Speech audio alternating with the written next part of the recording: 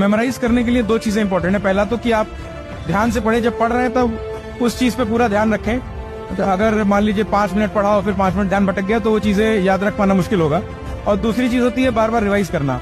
Like UPSC में even हजार pages की किताबें होती हैं, उनको भी हमको 15 बार 20 बार पढ़ना पड़ता है। तो वो बार बार जब आप रिवाइज करते हैं तो अपने आप में आपकी मेमोरी इंप्रूव होती जाती है और आप उन चीजों को पिक करके और याद रखने लगते हैं।